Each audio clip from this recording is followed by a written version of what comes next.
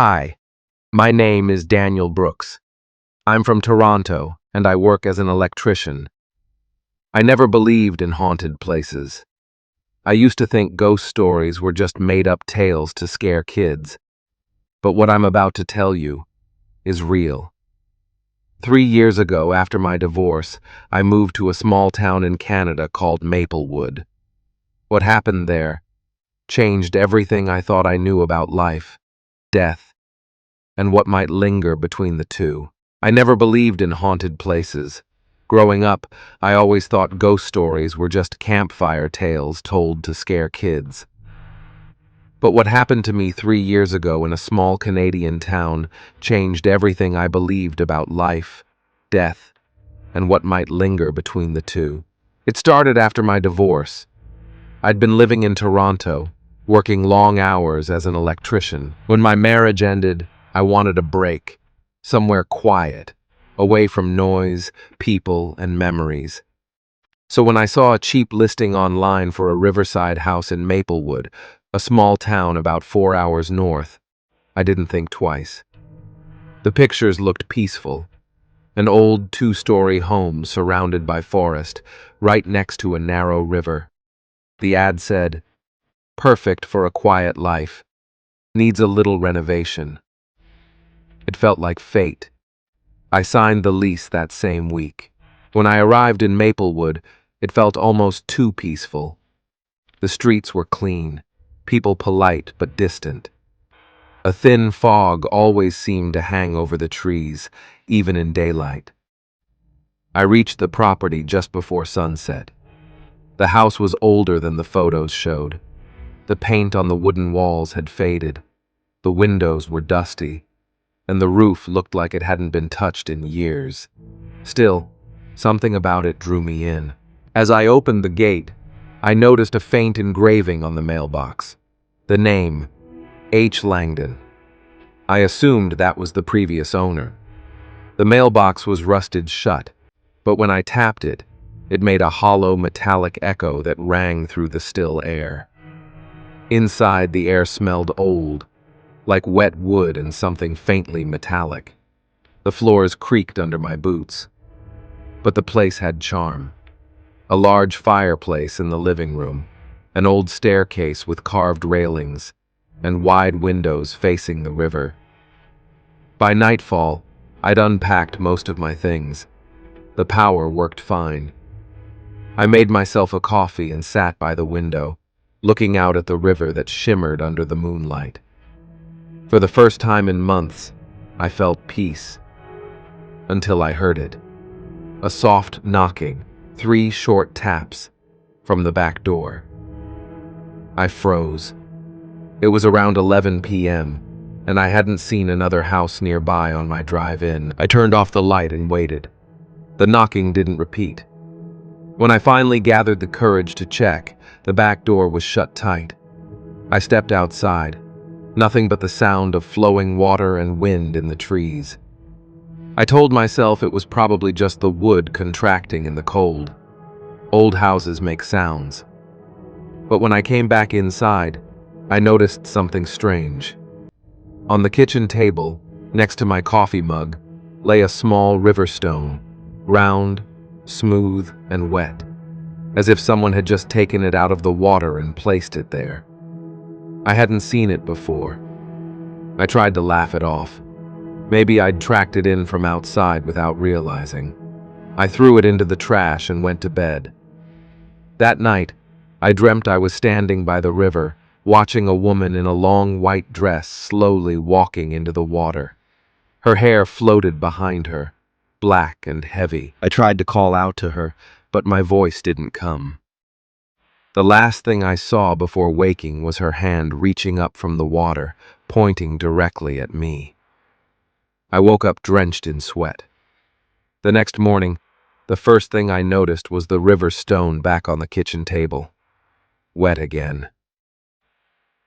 Over the next few days, strange little things started happening.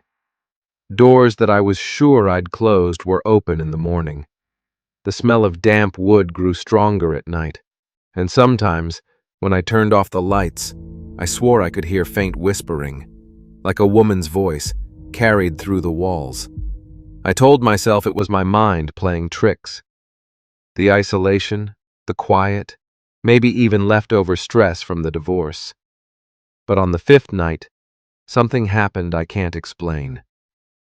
I'd been fixing a loose wire in the basement when I heard a soft humming above me. It was a tune, slow, sad, like a lullaby.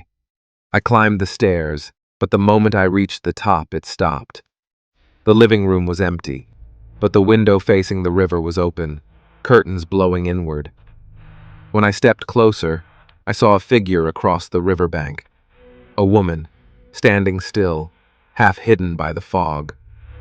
She was wearing something white that almost glowed under the moonlight. I blinked, and she was gone. The next morning, I drove into town to grab some supplies.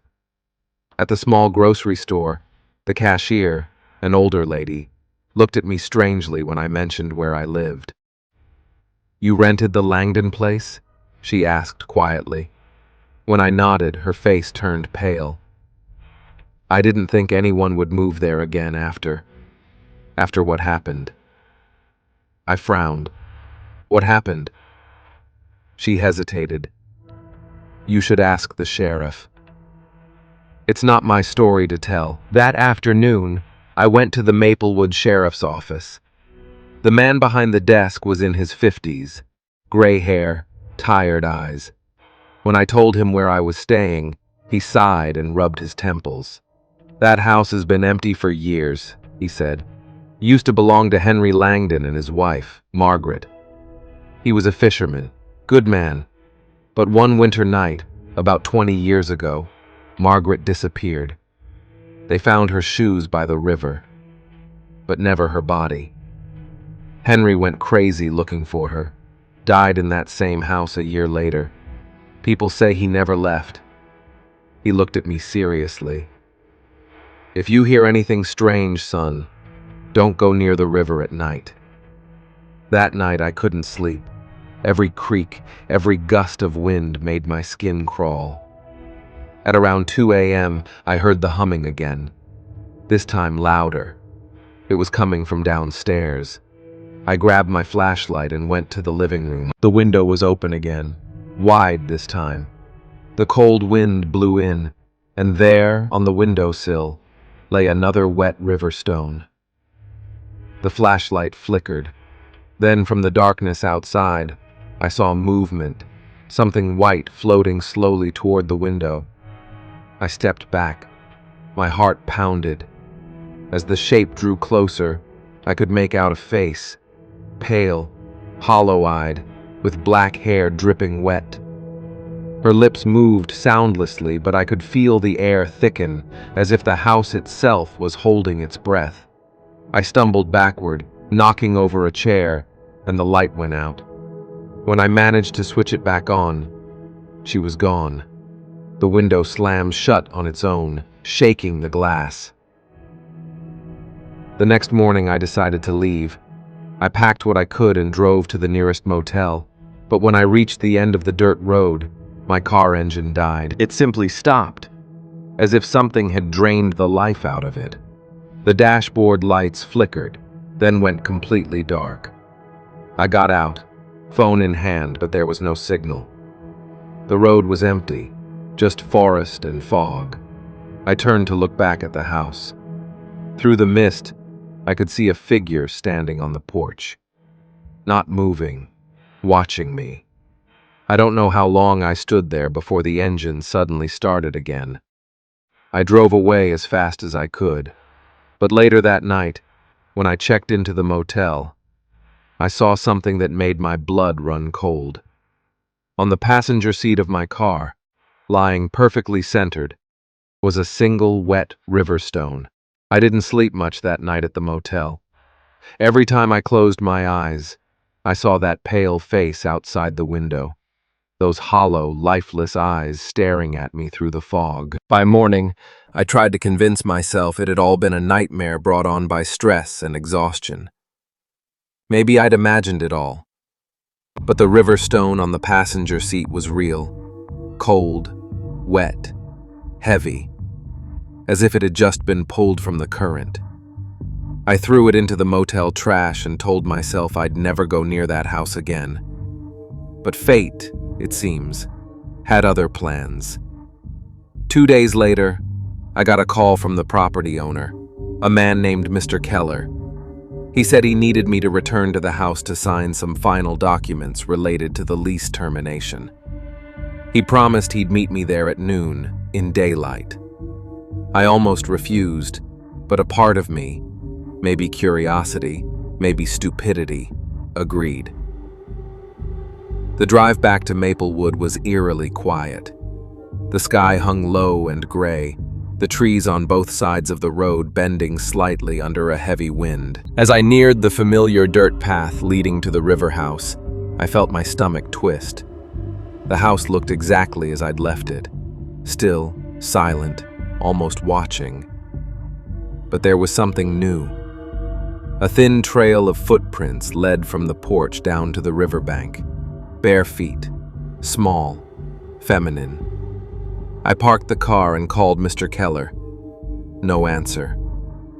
I waited outside for nearly half an hour, but he never showed up.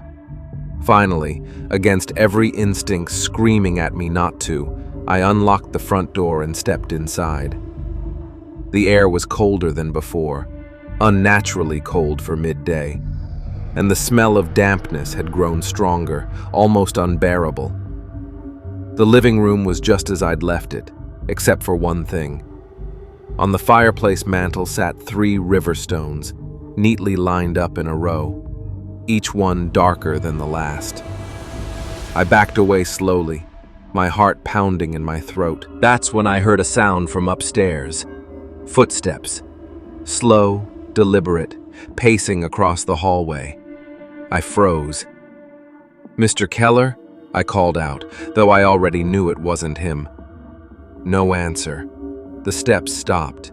Then, faintly, came that same humming, the lullaby I'd heard before.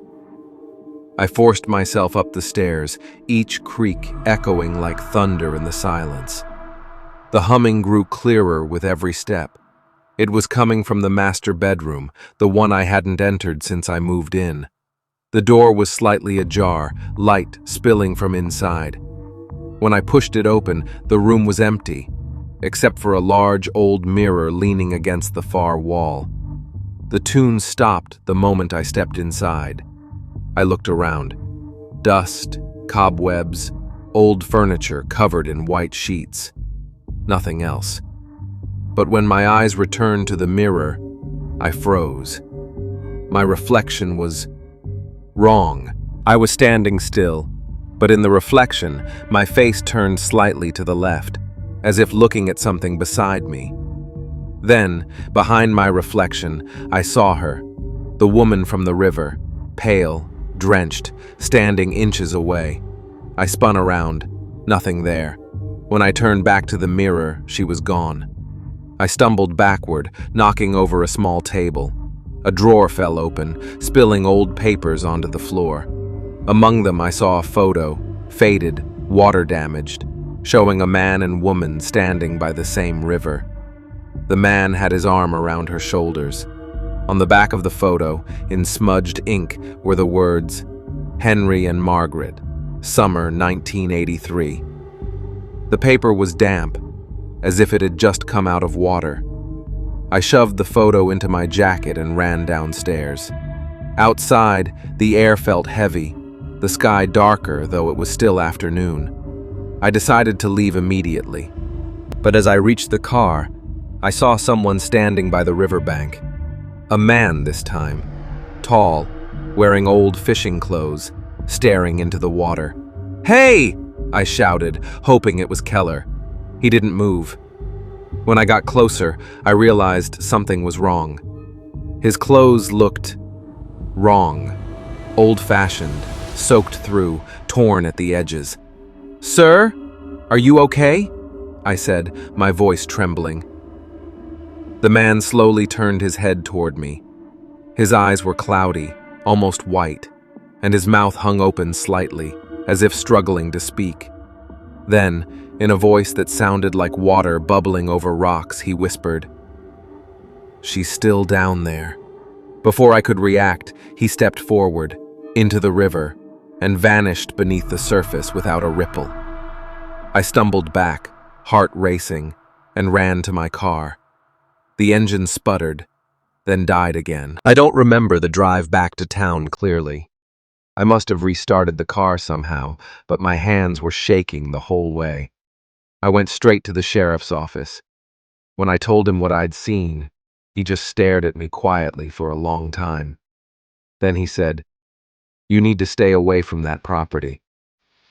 Whatever's there, it's not human."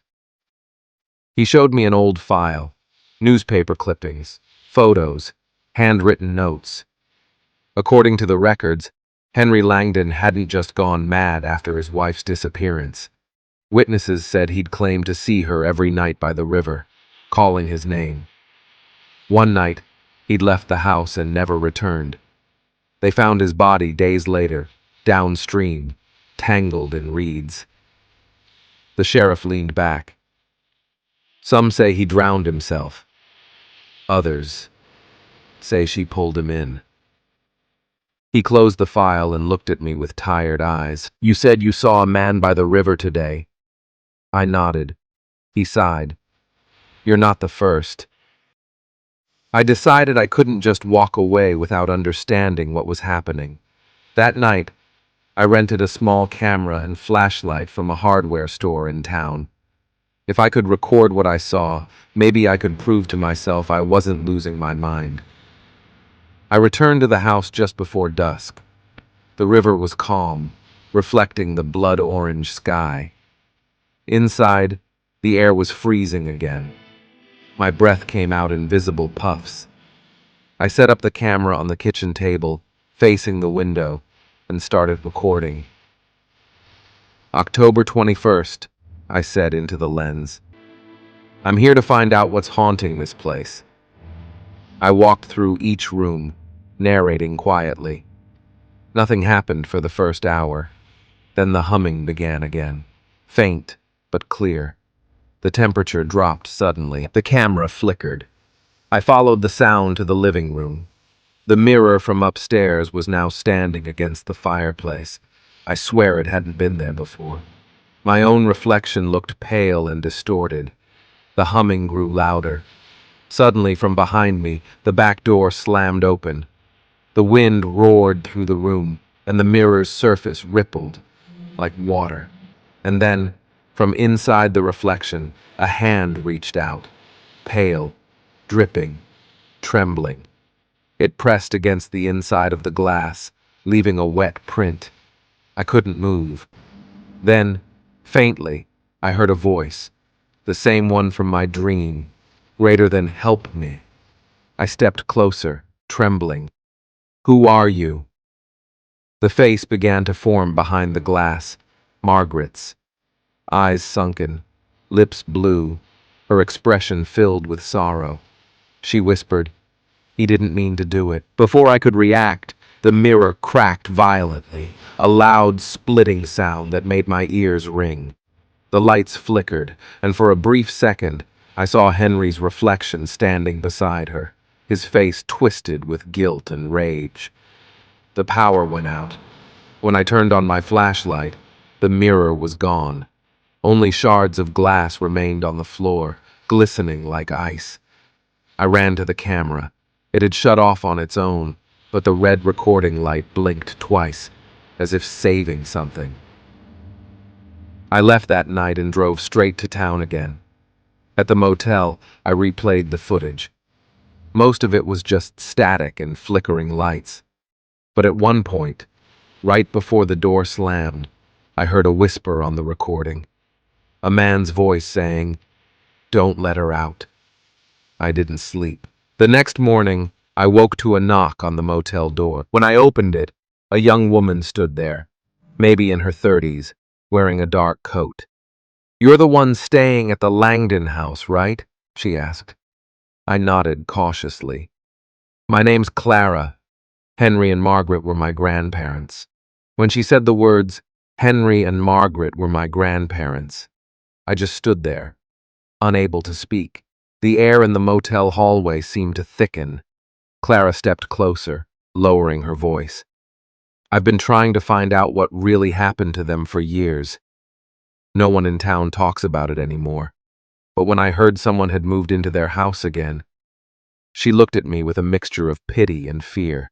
I knew something would start happening. I let her in. She sat down on the edge of the motel bed and took out a small folder filled with photographs and old letters. I don't think my grandfather killed himself, she said softly. I think he was trying to stop whatever was in that house. She handed me an old letter, the paper yellowed and fragile. It was written in shaky handwriting. Greater than, the river takes what it's owed. I can hear her calling every night. I locked the mirror, but it won't last. If anyone finds this, don't open it. Don't let her out. H. Langdon. My skin went cold. The mirror. Clara nodded when she saw my reaction. You saw it, didn't you? I swallowed hard. I did. And I think she tried to speak to me. Clara's eyes glistened. Then she's getting stronger. That means the mirror's barrier is almost gone. I frowned. Barrier? She explained that, according to her grandmother's journal, which she'd found hidden in an attic chest years ago, Margaret had become obsessed with river spirits and folk rituals after losing their child in a drowning accident. She believed she could communicate with the dead through reflective surfaces, water, mirrors, even glass. Grandpa Henry thought she was losing her mind, Clara said, until he started hearing the voices too. The last entry in her journal said, "The river promises peace, but it only wants to keep us." I felt a chill run down my spine. So she didn't drown by accident. Clara shook her head. No, she went into the river willingly, and she brought something back with her. That night, against every bit of logic, we decided to go back to the house together. Not out of bravery, but because we both needed answers. The sun had already set by the time we arrived. The fog was thick again, curling around the trees like pale smoke. We entered the house in silence. The floorboards moaned beneath our feet, the air heavy with dampness and decay. Clara pulled a small pendant from her pocket, a silver locket that had belonged to her grandmother. Inside was a tiny, faded picture of Henry and Margaret. Maybe this will keep her calm, she whispered. We began our search in the basement. Old boxes, broken tools, and a thick layer of dust covered everything. But behind a stack of rotting wood, I noticed something carved into the stone wall. A small rectangular outline, like a hidden panel. When I pried it open, cold air burst out, smelling of river mud. Inside was a wooden chest wrapped in chains. Carved into the lid were the words, "Do not break the water's bond." Clara gasped. That's her writing. We hesitated for a long time. The metal chains were rusted, but the lock was surprisingly new, as if someone had replaced it not too long ago. Henry must have sealed it, Clara whispered. I turned to her. What if whatever's haunting this place is trapped in here? She nodded slowly. Then we can end it. We carried the chest upstairs to the living room and placed it near the fireplace. The house seemed to groan as if protesting. The moment Clara touched the lock, the lights flickered violently. The temperature plummeted. Wait, I said, backing away. Maybe we shouldn't. But it was too late. The lock snapped open on its own, the chain falling to the floor like a dead snake. The chest creaked open, releasing a gush of cold air that smelled like wet earth and decay. Inside, wrapped in black cloth, was the mirror. The same one I'd seen shatter days before, now perfectly whole again. Clara whispered, trembling, "She's been waiting." The reflection shimmered. Water rippled across its surface. And then, slowly, Margaret appeared. Her face was clearer now, not twisted or monstrous, but heartbreakingly sad. Her eyes were fixed on Clara. "You came back," the voice echoed through the room, though her lips barely moved. Clara took a step forward. "Grandma?" Margaret smiled faintly. "I missed you." Then her expression changed. Her eyes darkened, her voice lowering to a gurgling whisper. "You shouldn't have opened it." The house shook violently. The windows rattled, and the river outside roared louder than ever. The mirror's surface began to bubble, as if boiling. A hand shot out, grabbing Clara's wrist. She screamed, trying to pull away, but the reflection's grip was too strong. I lunged forward, grabbing her other arm. "Hold on!" The cold from the mirror seeped into my skin, biting, freezing, almost burning. "Let go of her!" I shouted, but Margaret's face twisted into something inhuman. Her jaw opening wider than possible, black water spilling out. The entire room filled with the sound of rushing water. The walls trembled, and the floorboards began to warp. Suddenly, I remembered Henry's letter. "Don't let her out. If she came through completely, she'd never stop." I grabbed the chain from the floor and wrapped it around the mirror. "Clara, get back!" The mirror shrieked. Not a sound, but a vibration that rattled my bones. The air turned icy, the lights exploded, and the reflections shattered into 1,000 pieces. The force threw me backward. For a few seconds, everything went dark. When I woke up, the house was silent. Clara was kneeling beside me, crying softly. The mirror was gone. In its place was a shallow puddle of water that slowly seeped into the cracks of the wooden floor. Outside, the wind had stopped. The river sounded calm again. We didn't speak. We just walked out, side by side, under the pale morning light. It's been 6 months since that night. I moved back to Toronto, sold what little I owned, and tried to rebuild my life. But some nights, when I close my eyes, I can still hear that faint humming. Clara visits me sometimes. She says she's been dreaming of her grandmother, standing by the river, smiling peacefully. We both like to believe that maybe, just maybe, she's finally at rest. But last week, something happened that I can't explain. I received a small package in the mail, no return address. Inside was a river stone, smooth, wet, cold, and a folded piece of paper. On it, written in shaky handwriting, were 5 words: "The water never forgets you." If you want the second part of this story, comment and like.